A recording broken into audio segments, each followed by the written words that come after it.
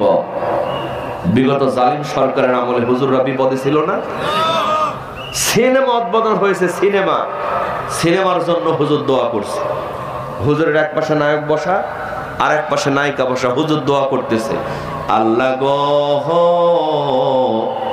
এই সিনেমার মধ্যে তুমি রহমত বরকত দাও। এটি ইউটিউবে ভাইরাল হয়েছে, দেখেছেন আপনারা? সঙ্গে সঙ্গে আমি ঢাকার এক ইমাম বন্ধুকে ফোন করে বললাম, বন্ধু ঢাকার ইমামদের কি মাথা নষ্ট হয়ে গেছে নাকি? সিনেমা উদ্বোধন হবে আর দেখি সিনেমার জন্য দোয়া করতেছে। আমার বন্ধু বলে, দোস্ত আসলে আমাদের মাথা নষ্ট হয় নাই, আমরা ঢাকার ইমাম আছি মহাবিপদে।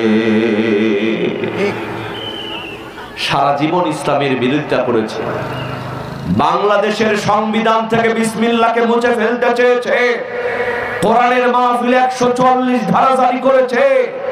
এরকম টাকলা ছিল কি ছিল না? শেষ পর্যন্ত টাকলার ফ্যান পরে টাকলাও ফাটছে, কথা কোন ঠিক কিনা? এই টাকলাগুলি যখন মারা যেত, বিশাল বড় মিলাদ মাহফিল, আত্মীয় স্বজন এসে বলে, হুজুর এমন করে দোয়া করে জানাজা করবেন, এক দোয়াতে যেন জান্নাত ছেড়ে জাহান্নামে চলে যায়। আমার বন্ধু বলে, দোস্ত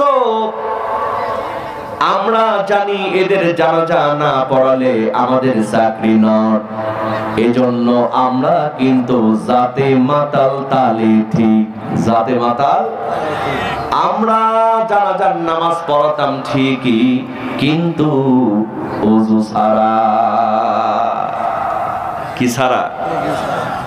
আর যতক্ষণ জানাজা থাকে আল্লাহু আকবার মনে করছো দোয়া করি, যতক্ষণ থাকে সমানে বড় দোয়া মারি, জাহান্নামে চলে যায়। এত সহজ তাবিজ দেয়া কাজ হয়? বাতি নেতা কয়, হুজুর ভালো করে তাবিজ দেন, চাকরি কিন্তু নয়। হুজুর কোন রকম একটা তাবিজ দিয়েছে। পরীক্ষার হলে বসে দেখে যুবক যা ছিল আরো সর্বনাশ হয়েছে, একটাও কমন নাই। এখন যত দোষ নন্দকর সব হুজুরের দোষ। পরীক্ষার হল থেকে বের হয়ে ওই তাবিজ খুলে দেখে ছোট্ট চিরকুটের মধ্যে লেখা, পড়লে পাস, না পড়লে কিন্তু সর্বনাশ।